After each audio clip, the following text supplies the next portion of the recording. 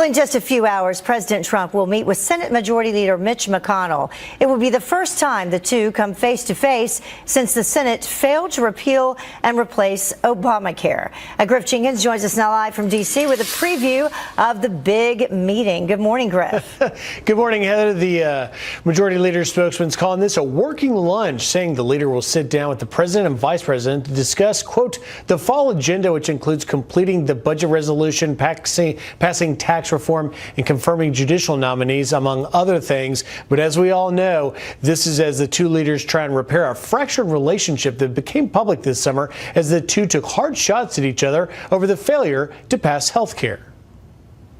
Our new president had, of course, not been in this line of work, and I think had excessive expectations. I'm very disappointed in Mitch, but if he gets these bills passed, I'll be very happy with it, and I'll be the first to admit it.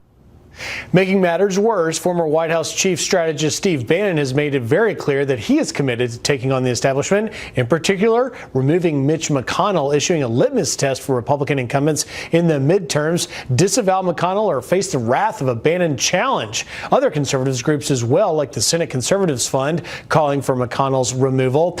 This as the president tries to move forward on health care, issuing an executive order last week, but drawing fire from none other than Democrats like Minority Leader Nancy Pelosi.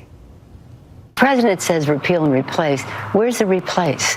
We haven't seen anything. This week, the week of Friday the 13th, is the week that President Trump went rogue. He went rogue on women's health in particular, Affordable Care Act. In the stakes, Heather, are high. 10 Democrats are up for re-election in states where Trump won in the Senate. And finally, no word yet on what's on the menu today at this very frosty, tense lunch. Hopefully some, what do you call it, feel-good food. They could probably use that. Thank you so much, Griff. Appreciate it.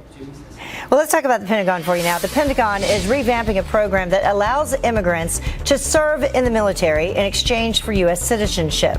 Defense Secretary James Mattis announcing all applicants have to pass background checks before basic training through the military sessions vital to the National Interest Program. Mattis halted that program last year, saying the applicants needed better vetting to protect against potential insider threats. And now to this Fox News alert for you. While you were sleeping, South Korea and the U.S. sending out 40 warships along North Korea's border to prepare for potential missile launch from the rogue nation. Kitty Logan joins us now from London with more on the joint drill and other international headlines. Good morning, Kitty.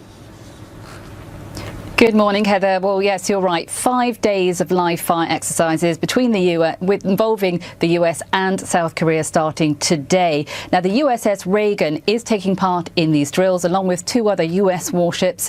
Now, these exercises are fairly regular, as you know. The South Korean Foreign Ministry says this is to prepare for any possible naval threat from North Korea. Now, there are escalating tensions in the region following a series of missile tests by North Korea, including a 6th nuclear test despite that UN ban.